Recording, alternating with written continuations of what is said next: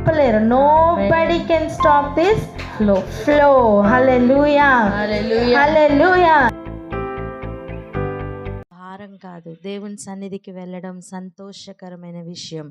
మీరు లెగుస్తున్నప్పుడే ఎలా ఉండాలంటే, ఇదిగో ఒక అనుభవంలో దావీదు ఉన్నారట. ఎటువంటి అనుభవం అంటే, ఆయన నిద్ర లేస్తున్నప్పుడే తనతో పాటు సితారాన్ని లేపేవాడంట. తన ఆయుధం తన వాయిద్యమే, తన ఆయుధం. తను నిద్ర లేచేటప్పుడే తన వాయిద్యాన్ని లేపేవాడట. సితారా లెమ్ము అని తన సితారాని లేపేవాడట. ఈరోజు ఆలోచించండి, నువ్వెవరిని లేపుతున్నావు? నువ్వు లేవగానే నువ్వు లేపాలి.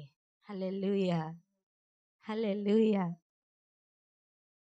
నువ్వు లేవగానే నీ ఆయుధాన్ని లేపాలి. నువ్వు లేవగానే నీ వాయిద్యాన్ని లేపాలి. ఏదీ లేదా, నీ చేతులు కూడా వాయిద్యాలే కదా, నీ స్వరం కూడా వాయిద్యమే కదా. ప్రతిదీ కూడా, ప్రతి అవయవం దేవుని స్తుతించడానికి సిద్ధపడాలి, దేవుని ఆరాధించడానికి సిద్ధపడాలి. నువ్వు ఎప్పుడు ఆరాధిస్తావో, నువ్వు ఎప్పుడు ప్రార్థిస్తావో, నువ్వు ఎప్పుడు మనస్సు లగ్నం పరుచుకుంటావో, వెంటనే ఆయన సింహాసనం నీ వద్దకు వస్తుంది. ఆమేన్, ఆమేన్. స్తుతుల మీద ఆయన ఆసీనుడు అవుతారట. అసలు ఆయన సింహాసనం ఎంత ప్రభావం గలది చూసామా? ఎంత మహిమ గలది గత కొన్ని రోజుల నుంచి చూస్తున్నామా? అటువంటి సింహాసనాసీనుడట స్తుతుల మీదకి వస్తాడట.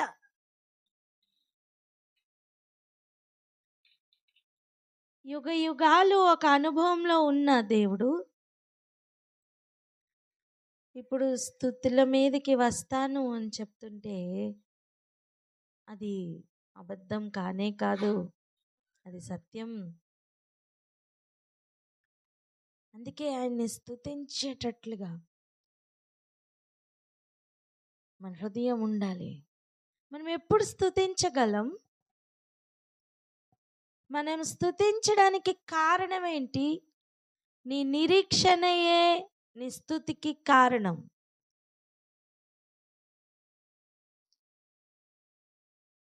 నువ్వు దేని కొరకు నిరీక్షిస్తున్నావో దానిని బట్టి స్తుతించు. నీవు ఏమి తెలుసుకున్నావో దేవుని బట్టి నువ్వు స్తుతించకుండా ఆగలేవు. ఈరోజు కొన్ని విషయాలు చూద్దాం రండి. యెహెజ్కేలు గ్రంథం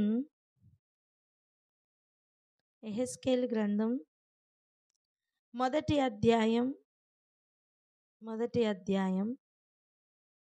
5, 6, 7 వచనాలు చదువుదాం. యెహెజ్కేలు గ్రంథం మొదటి అధ్యాయం 5, 6, 7 వచనాలు చదువుకుందాం. దానిలో నుండి 4 జీవుల రూపములు గల ఒకటి కనబడెను. వాటి రూపము మానవ స్వరూపము వంటిది. ఒక్కొక్క దానికి 4 ముఖములను 4 రెక్కలను గలవు. వాటి కాళ్ళు చక్కగా నిలవబడినవి. వాటి అరకాళ్ళు పెయ్య కాళ్ళ వలె ఉండెను. అవి తలతలలాడు ఇత్తడి వలె ఉండెను. హల్లెలూయా. ఈ జీవులు ఎలా ఉన్నాయనేది మనం చూస్తున్నాం. గడిచిన కొన్ని దినాలుగా మనం చూస్తున్నాం జీవులకి కూడా ఆత్మ ఉంది అని. ఇప్పుడు మనం చూడబోతున్న విషయం ఏంటంటే, ఈ జీవులు నిజానికి ఏం చేస్తున్నాయి? 22వ వచనంలో నిన్న చదువుకున్నాం, గుర్తుందా? మరియు జీవుల తలలపైన ఆకాశ మండలం వంటి విశాలత ఉన్నట్టుగా ఉందట. దాని మీద ఆయన కూర్చున్నట్లుగా చూస్తున్నాం. ఒక సింహాసనం వంటిది ఉంది. 26 చూడండి. వాటి తలల పైన ఆ మండలము పైన నీలకాంతమయమైన సింహాసనం వంటిది ఒకటి కనబడెను. ఆ సింహాసనం మీద నరస్వరూపియగు ఒకడు ఆసీనుడై ఉండెను. హల్లెలూయా. అంటే ఇవి తలల మీద ఆయనను మోస్తున్నాయి నానా. ఇవి తలల మీద ఆయనను మోస్తున్నాయి. జీవులను బట్టి మనం ఏం నేర్చుకోవాలి ఈరోజు? సింహాసనాలను పొందాలి అనుకుంటున్న మనం, అసలు ఆయన సింహాసనం ఎలా ఉంటుంది అనే విషయాన్ని మనం చూస్తున్నాం కదా. ఆయన సింహాసనంలో ఉన్న, ఆయన సింహాసనాన్ని మోస్తున్న జీవులు ఎలా ఉంటున్నాయి అనే విషయాన్ని ఈరోజు చూస్తున్నాం. అందుకే చూడండి 5వ వచనం చూస్తున్నాం. దానిలో నుండి 4 జీవుల రూపములు గల ఒకటి కనబడెను. వాటి రూపం ఎలా ఉందట? మానవ రూపం వంటిది. ఇంకా చూడండి, ఒక్కొక్క దానికి 4 ముఖములను 4 రెక్కలను కలవు. ఒక్కొక్క దానికి ఏమేమి ఉన్నాయి? 4 ముఖాలు ఉన్నాయి.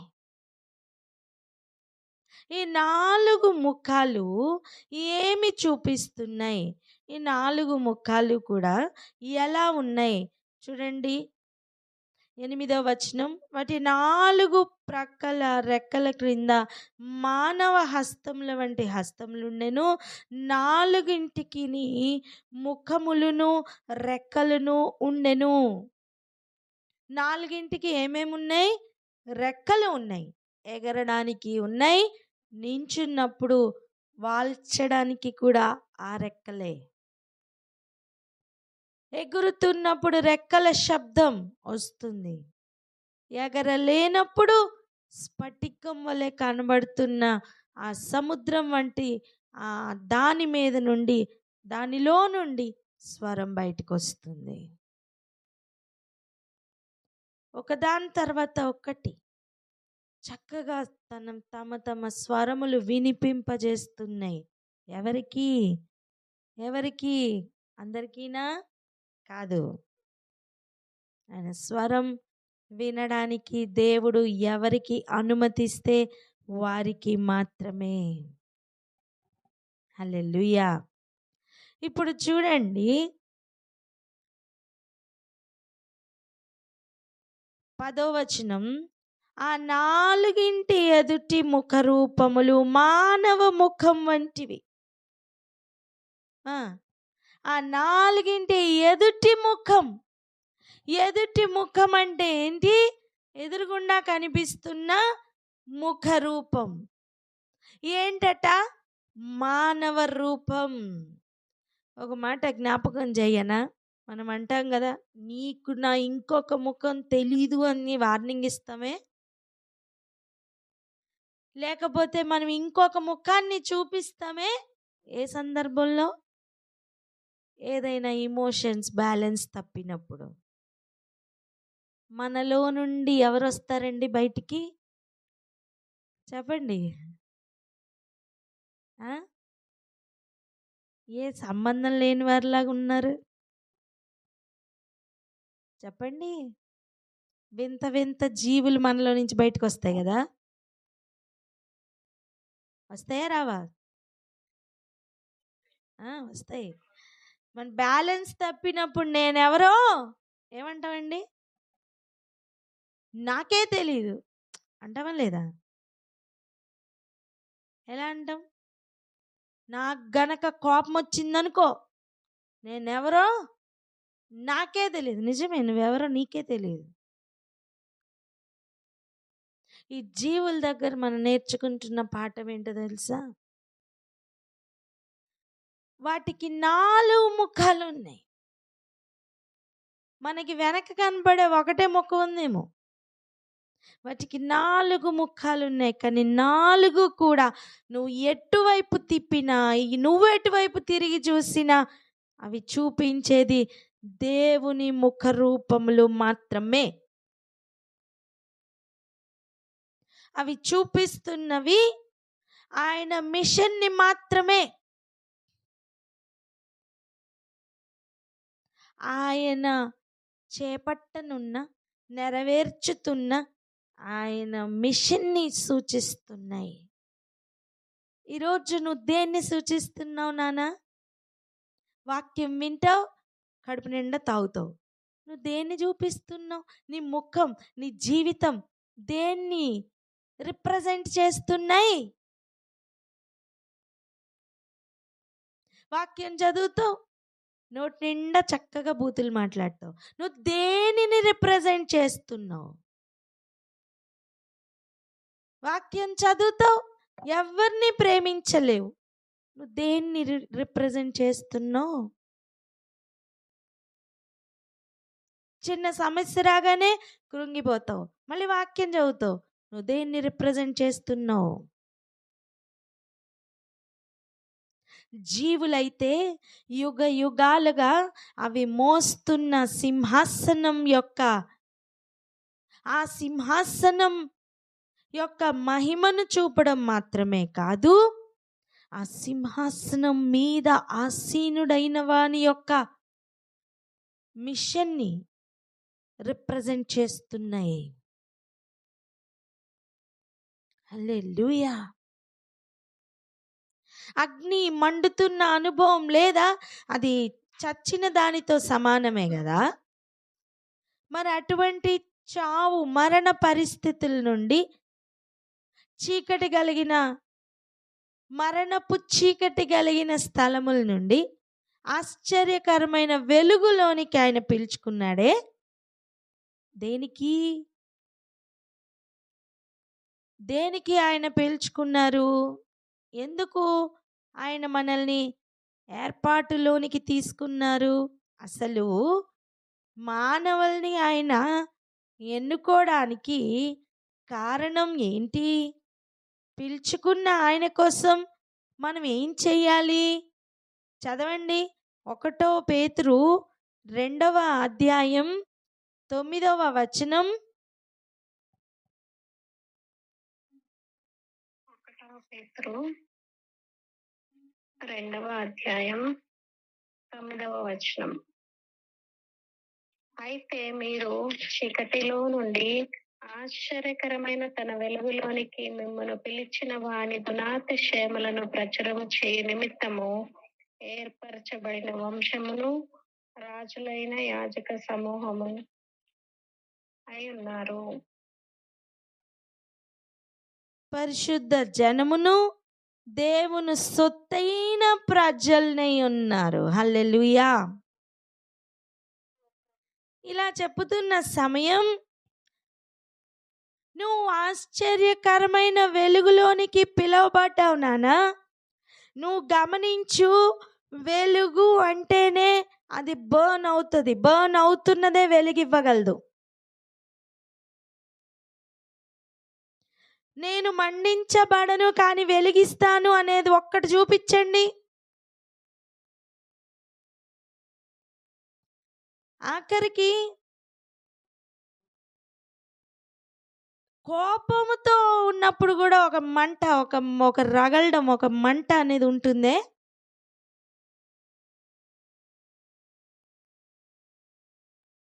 ఒక ఆశ్చర్యకరమైన వెలుగులోనికి దేవుడు పిలిచారండి. ఎందుకు పిలిచారు? ఎందుకు పిలుచుకున్నారు? మీరు లోకమునకు వెలుగై ఉన్నారు అని చెప్పుతున్న సమయం, అది జీవపు వెలుగు. అది మరణపు ఛాయలు ఉన్నది కాదు, అది జీవపు వెలుగు. పలుకుతారా మాట? జీవపు వెలుగు అని.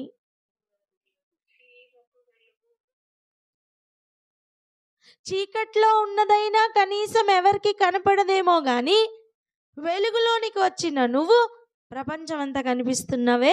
ఏం చూపిస్తున్నావు?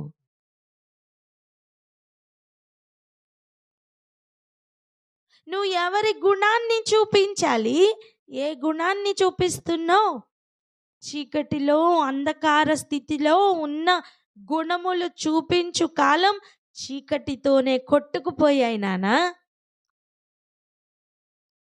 వెలిగించబడిన మీదట, వెలుగులోనికి వచ్చిన మీదట నవీన స్వభావం రాలేదా? మరి దాచుకున్న ఒక ముఖం ఎలా బయటికి వస్తుంది? అంటే నిజముగా వెలుగులోకి రాలేదని అర్థం, లేదా వెలుగులోనికి తీసుకొని వచ్చిన వానికి అవమానకరంగా బ్రతుకుతున్న జీవితం అని అర్థం.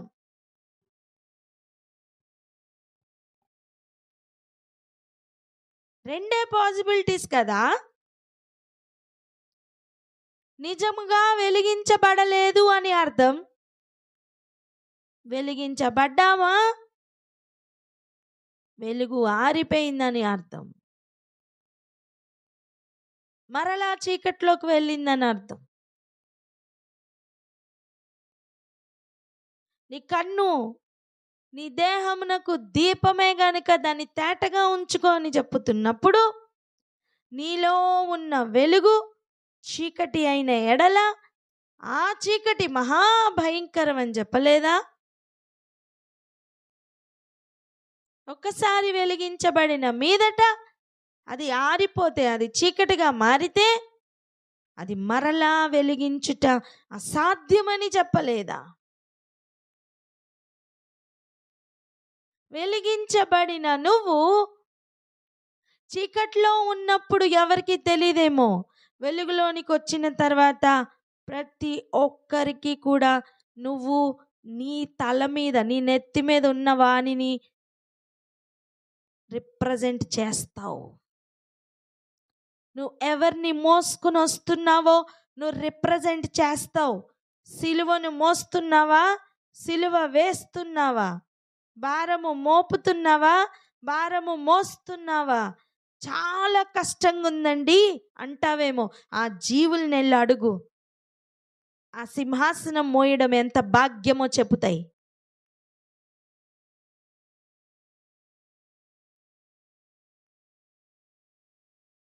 నా కాడి మోయుట, నా సిలువ మోయుట అనేది ప్రభువే చెప్పిన మాట.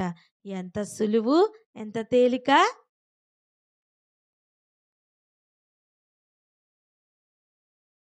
అది భాగ్యమండి.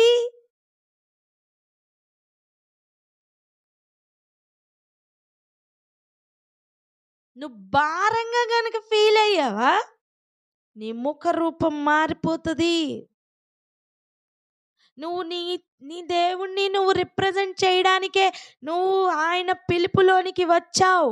ఆయన ఏర్పాటు చేసుకున్న స్వకీయ జనముగా మారావు. నువ్వు రాజుగాను, యాజకుడుగాను, ఆయన ప్రజగాను, ఆయన సొత్తుగాను ఉండుటకు పిలువబడ్డావు. నిన్ను ఎంత ప్రలోభ పెట్టినా, నిన్ను ఎంత రెచ్చగొట్టినా, నిన్ను ఏ పరిస్థితిలో పెట్టినా, నీ లోపల ఉన్నది వెలిగించిన ఆయన గనుక ఆయన ముఖ రూపమే కనపడాలి. శోధించబడిన మీదట నేను సువర్ణం వలె మారుతున్నాను అన్నాడు ఒక భక్తుడు. శోధనలు ఎక్కువ అవుతున్న కొద్దీ నీ ముఖ రూపం ఎలా మారుతుంది? నిరీక్షణ కోల్పోతున్న కొద్దీ నీ ముఖ రూపం ఎలా మారుతుంది? నువ్వు ఏం చూపిస్తున్నావు? మర్చిపోకు, నువ్వు వెలుగులో ఉన్నావు. ఈ జీవుల్ని వెళ్ళి అడగండి.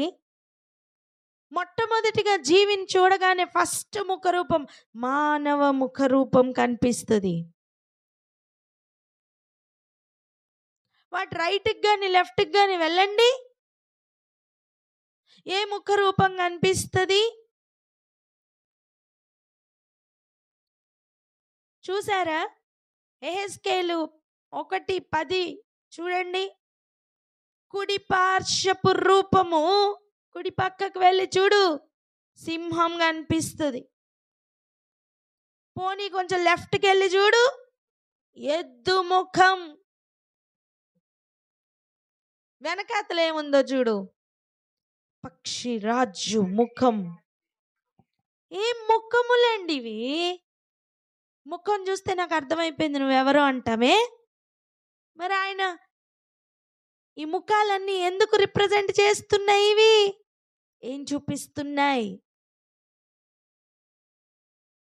ఆయన మిషన్ని చూపిస్తున్నాయి. మానవ రూపంలో ఆయన చేయనున్న అద్భుతమైన రక్షణ కార్యాన్ని చూపిస్తున్నాయి. యూదా గోత్రపు సింహముగా ఆయన ఎంతటి రాజో, ఆయన అధికారం ఎంత గొప్పదో, ఆయన ఎటువంటి రాజదండం పట్టుకొని ఏలబోతున్నారో ఆయన మిషన్ని చూపిస్తున్నాయి. రైట్ సైడ్ అనుభవం. ఒకసారి లెఫ్ట్ సైడ్కి వెళ్ళు. బలిపీఠం మీద ఒక ఎద్దుని కానీ ఒక కోడిని కానీ బలి ఇస్తున్నప్పుడు ఉన్న అనుభవం లేదా? అంతేనా?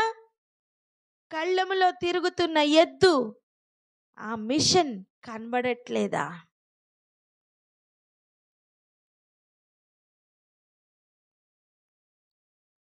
మొట్టమొదట రాయబడిన గ్రంథం యోబు గ్రంథమే. కానీ అక్కడ అపవాది ఎత్తుకుపోయినవి ఎవరిని తెలుసా? ఎద్దులను.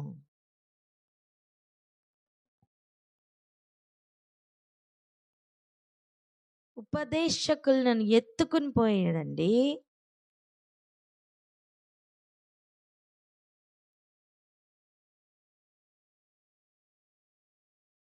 ఎన్నింటిని ఎత్తుకుపోయాడు తెలుసా?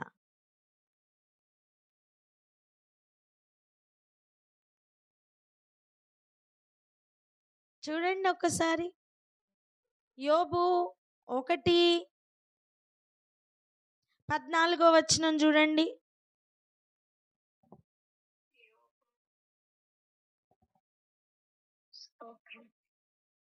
యోబు గ్రంథం 1వ అధ్యాయం 14 స్తోత్రం. ఎద్దులు నాగలి దున్నుచు గాడిదలు వాటి సమీపమున మేయుచుండగా షెబాయీయులు వాటి మీద పడి వాటిని పట్టుకొని పోయి ఖడ్గముతో పనివారిని హతము చేసిరి. జరిగినది నీకు తెలియజేయటకు నేను ఒక్కడనే తప్పించుకొని వచ్చి ఉన్నాను. నేను ఈ ఒక్కళ్ళు ఎప్పుడు ఉంటారు ఈ రిపోర్ట్ చెప్పడానికి? ఈ ఒక్కళ్ళు ఎప్పుడు ఉంటారు నానా? అక్కడ ఎత్తుకుపోయింది ఎవరు? షెబాయీలు. ఏం ఎత్తుకుపోయారండి? ఎద్దులను ఎత్తుకుపోయారు. ఎద్దులు ఏ పనిలో ఉండెను? నాగలి దున్నుతున్న పనిలో ఉంటే మేత ఎవరికి? గాడిదలకి. హలో, ఎద్దు దున్నుతుంటే గాడిద మేస్తుందట. ఎద్దు దున్నుతుంటే గాడిద మేస్తుందట.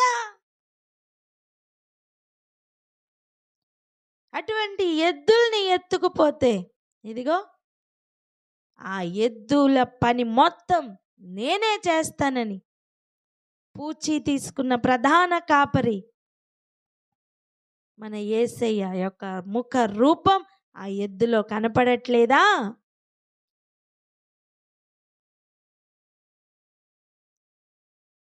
తరచి చూడు, వెనకకి వెళ్ళి చూడు, పక్షిరాజు ముఖ రూపం ఆయన మిషన్ని చూపిస్తుంది నాన్న. నూతన బలం ఆయనలో పొందుకుంటూ ఉన్నత స్థలముల్లో కట్టుకుంటున్న నివాస స్థలం కట్టుకుంటూ, అంతేనా? శత్రువుని హతమారుస్తూ, అది ఎంతటి సర్పమైనా సరే దానిపైన ఆధిపత్యమున్న పక్షిరాజు. సంఘమును అమాంతం ఆయన స్థలమునకు తీసుకుని వెళ్ళడానికి ఆయన రెడీగా ఉన్న పక్షిరాజు.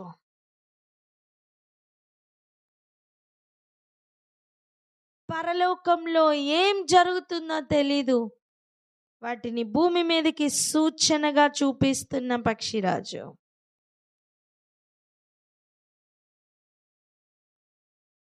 ఆయన మిషన్ని చూపిస్తున్న ముఖ రూపములు.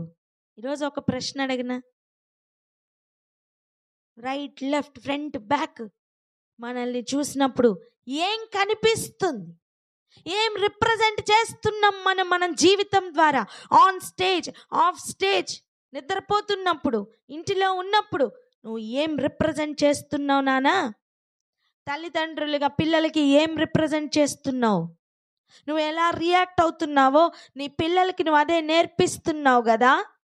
నువ్వు బతికున్నా నువ్వు చచ్చిపోయినా నీ పిల్లలు నెక్స్ట్ నీ లైఫ్ని కంటిన్యూ చేస్తారు, నీ పేరుని కంటిన్యూ చేస్తారు. ఒక సిచ్యువేషన్ వచ్చినప్పుడు నువ్వు ఎలా రియాక్ట్ అవుతున్నావో అది వాళ్ళకి పిక్చర్ గుర్తుండిపోతుంది నాన్న. వాళ్ళు కూడా అలాగే రియాక్ట్ అవుతారు కదా. నువ్వేం రిప్రజెంట్ చేస్తున్నావు? నువ్వు దేన్ని మోస్తున్నావో దాన్ని రిప్రజెంట్ చేస్తున్నావా? నువ్వు ఆశ్చర్యకరమైన వెలుగులోనికి వచ్చావని ఈరోజు గుర్తుపడతావా?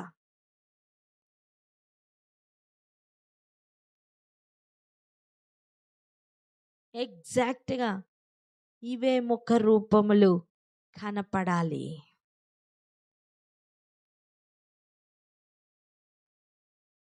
సువార్త ప్రకటించడానికి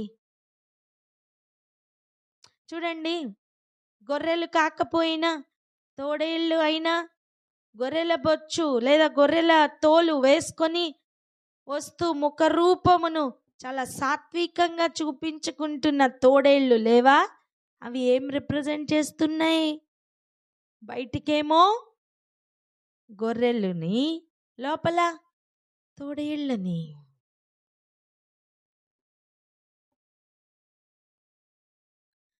లోకంలోనికి పంపిస్తున్నప్పుడు శిష్యులతో యేసు ప్రభు చెప్పిన మాట, తోడేళ్ల యొద్దకు గొర్రెలను పంపుతున్నట్టుగా పంపిస్తున్నాను అని చెప్పలేదా? చెప్పారా లేదా? అంటే మీరు ఏమి చూపించాలని వెళ్ళారు? ఏమి చూపించడానికి బయటికి వస్తున్నారు? గొర్రెల స్వభావమును చూపించడానికి వస్తున్నారు.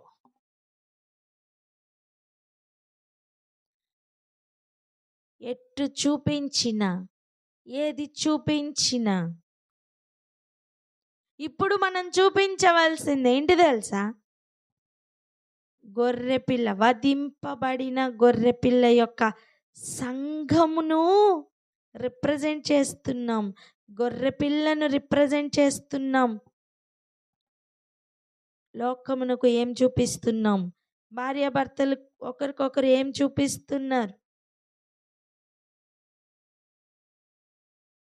బయట వాళ్ళతోనైనా ఒక తెర, ఒక ముసుగు ఉంటుంది, ఒక ఫిల్టర్ ఉంటుంది. భార్యాభర్తల దగ్గర ఏ ఫిల్టర్ ఉండదు. అమ్మా, ఏ రూపం చూపిస్తున్నాం? గయ్యాళిని చూపిస్తున్నావా? వద్దమ్మా. నువ్వు ఆశ్చర్యకరమైన వెలుగులోనికి రానప్పుడు నువ్వు గయ్యాళివి, వచ్చిన తర్వాత కాదే.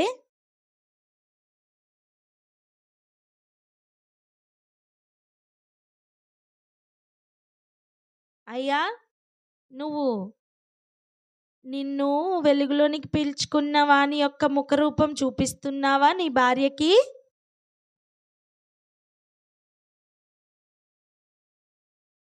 ఇంకా పాపములోనే ఉండగా ప్రేమించిన, ప్రాణం పెట్టునంతగా ప్రాణం పెట్టిన వాని వలె ఆయనను రిప్రజెంట్ చేస్తున్నావా నీ భార్య దగ్గర?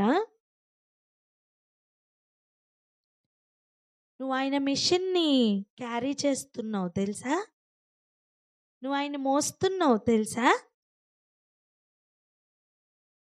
ఆయనను నమ్మాను అని చెప్పి డిక్లేర్ చేసిన నాటే ఆ తలం పైన ఆయన సింహాసనాన్ని మోస్తున్నావు. మన వలన ఆయన నామం దూషింపబడిన కాలం ఇక చాలు. పలుకుదామా మాట?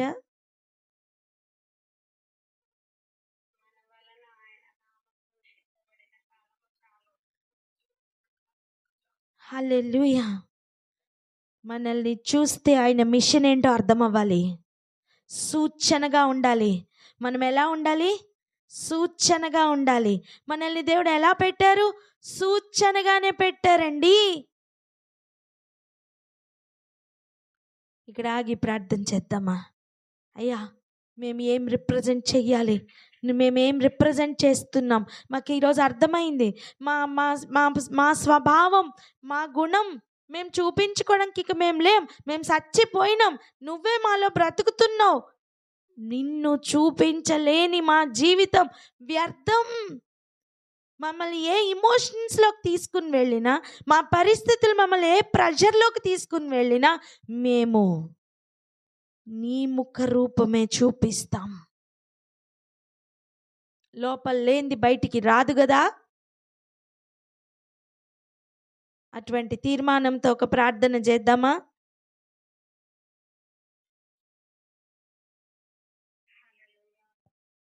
మహోన్నతుడ, సర్వశక్తిమంతుడ, ప్రభా, స్తుతి స్తుతి స్తోత్రం స్తోత్రం స్తోత్రములయ్యా. వందనాలు ప్రభా, స్తోత్రములు. ఆయన నా తండ్రి ప్రభా, మీకే వందనాలు అయ్యా. మేము ఏమి రిప్రజెంట్ చేస్తున్నాము, మేము ఏమి రిప్రజెంట్ చేయాలి అని ఆయన మేము ఈ దినమున తెలుసుకున్నాము తండ్రి. మీకు స్తోత్రములయ్యా. ఆయన నా ప్రభా, ఆయన ఏ పరిస్థితులు వచ్చినప్పటికీ, ఏ పరిస్థితులు ఎలా తీసుకెళ్ళినప్పటికీ ప్రభా, మీరు మమ్మల్ని ఆశ్చర్యకరమైన వెలుగులోనికి పిలిచి ఉండగా ఆయన నీ ముఖ రూపమును మాత్రమే చూపించేవారుగా మేము ఉండాలి. ఆయన నా తండ్రి, మేము చచ్చిపోయామయ్యా, బ్రతికి ఉన్నది మాలో క్రీస్తే అని కనపడినట్లుగా ఎటువైపు చూసినా నా తండ్రి ప్రభా, ఆయన మా స్వభావమును చూపించే వారంగా కాదయ్యా. నేను నా తండ్రి మిమ్మల్ని చూపించేటువంటి వారుగా, నీ స్వభావమును చూపించేటువంటి వారుగా, మీ ముఖ రూపమును చూపించేటువంటి వారుగా మేము తయారవ్వాలి తండ్రి. అతి కృప మాకు అనుగ్రహించమని ప్రార్థిస్తున్నాం. నేడు మాకు ఈ విధంగా తెలియజేసినందుకు వందనాలు చెల్లిస్తున్నాం తండ్రి. మీకు స్తోత్రములు. నాయన నా తండ్రి ప్రభా, ఇక చాలునయ్యా. మా వలన నీ నామం దూషింపబడిన కాలు ఇక చాలు తండ్రి.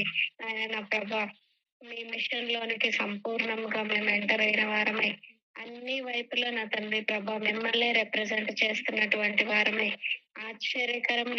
కరమైన వెలుగులోనికి వచ్చిన మేము నా తండ్రి ప్రభా, నీ ముఖ రూపమును మాత్రమే చూపించేటువంటి వారై ఉండాలి తండ్రి. అతి కృప అనుగ్రహించినందుకు స్తోత్రములయ్యా. ఆయన గొర్రెల స్వభావమును చూపించడానికి వస్తున్నాం ప్రభా. మీకు స్తోత్రం. ఆయన భార్య భర్తల మధ్య భార్య ఏ ముఖమును చూపించున్నది, భర్త ఏమి రిప్రజెంట్ చేస్తున్నారు అని ఆయన ఈ దినం మాకు తెలియజేసినందుకు వందనాలు, స్తోత్రములు. మిమ్మల్ని నమ్మిన నాటి నుంచి నా తండ్రి ప్రభా, ఆయన తలపైన సింహాసనము మోస్తున్నటువంటి వారమే, ఆయన నా తండ్రి నీ ముఖ రూపములను మాత్రమే చూపించేటువంటి వారే.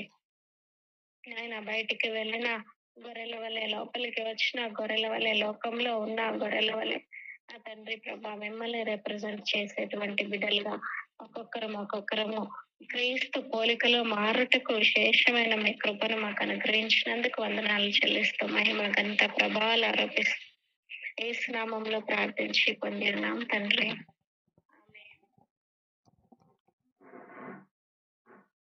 ఆమేన్. హల్లెలూయా. ఆమేన్. చూడండి, యెహెజ్కేలుతో ప్రభు చెప్తున్న మాట ఎటువంటి మాట చూద్దాం. యెహెజ్కేలు గ్రంథం 20వ అధ్యాయం. యెహెజ్కేలు గ్రంథం 20వ అధ్యాయం 12వ వచనం ఒకసారి చూడండి, లేదా 10 నుండి చదవండి. 10 నుండి 12 వరకు చదవండి. గ్రంథం 20వ అధ్యాయం 10 నుంచి 12 వరకు. వారిని ఐగుప్తు దేశంలో నుండి రప్పించి అరణ్యంలోనికి తోడుకొని వచ్చి వారికి నా కట్టడలను నియమించి నా విధులను వారికి తెలియజేసి తిని, ఎవడైనా వాటిని అనుసరించిన ఎడల వాటిని బట్టి బ్రతుకును. మరియు యెహోవానగు నేనే వారిని పవిత్రపరచువాడనని వారు తెలుసుకున్నట్లు నాకును వారికి మధ్య విశ్రాంతి దినములను వారికి సూచనగా నేను నియమించి తిని. హల్లెలూయా. దేవుడు సూచనగా అక్కడ విశ్రాంతి దినములను సూచనగా పెట్టారట. దేనికి? వారికిని లేదా నాకును వారికిని మధ్య. అలాగే ఇంద్రధనస్సును ఎందుకు పెట్టారు?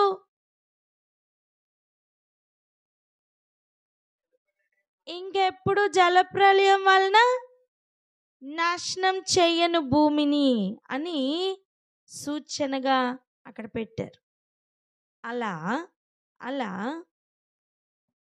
ఈ లోకమునకు దేవుణ్ణి రిప్రజెంట్ చేస్తున్న సూచనగా నిన్ను నన్ను పెట్టారు నానా.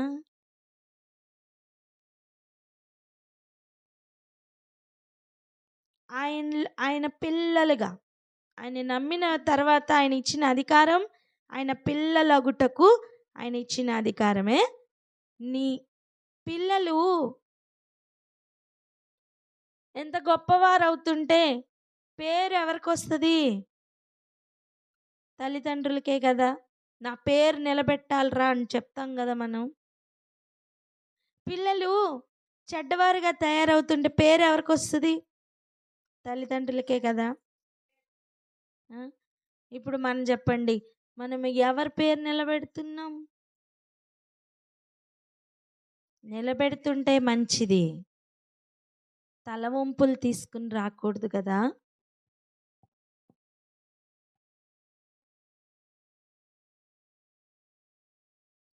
ఆయన ముఖం రూపం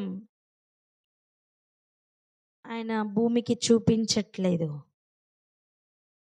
తన స్వరూపంలో మనల్ని చేసుకొని ఆయన స్వరూపం మనల్ని చూపించమంటున్నారు నాన్న.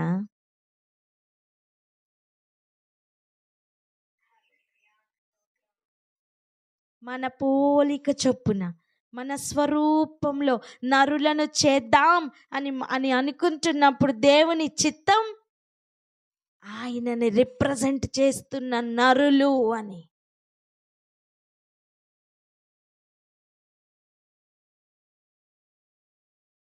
ఆజ్ఞ అతిక్రమం జరిగిన వెమ్మటే చచ్చిన స్థితిలోనికి వెళ్ళడానికి కారణం ఆయనని రిప్రజెంట్ చేసే స్వభావం కోల్పోయాం. తిరిగి ఆయనలో పుడుతున్న సమయం ఆయన స్వభావంను మరలా లోపల నుంచి పుట్టుకొని వస్తున్న అనుభవం. ఈరోజు అట్ట అనుభవం లేదా? ఈరోజు ప్రభు పాదాలు పట్టుకుందాం. నేను ఎవరిని రిప్రజెంట్ చేస్తున్నాను ప్రభువా అని. దీని గురించిన ఇంకా అనేక విషయాల గురించి రేపు ప్రార్థన చేసుకుందాం. ఈరోజుకి ఇక్కడ ఆగి ప్రార్థన చేద్దాం. ఏ వైపున, ఏ టెన్షన్లో, ఏ ప్రెషర్లో, ఏ సైడ్ నుంచి, ఏ యాంగిల్ నుంచి, ఏ దిక్కు నుంచి వచ్చి టెస్ట్ చేసుకున్నా దేవుని ముఖరూపం మాత్రమే కనపడాలి. దేవుని మిషన్ మాత్రమే కనపడాలి అంటే అది ఉండాలి. డస్ట్బిన్ లోపల పెట్టుకొని సెంటు వాసన బయట రాదు కదా. సో అంతరంగంలో నుండి ఈ మార్పులు కలగాలి. ఇది బయట ముఖరూపం అందంగా కనిపిస్తే చాలదు. ఏ ఫేషియల్ ఆగదు, ఏ పౌడరు ఆగదు. అగ్నితో కాల్చి చూస్తాడు లోపలేమున్నదని. ప్రార్థన చేసుకుందామా అక్క?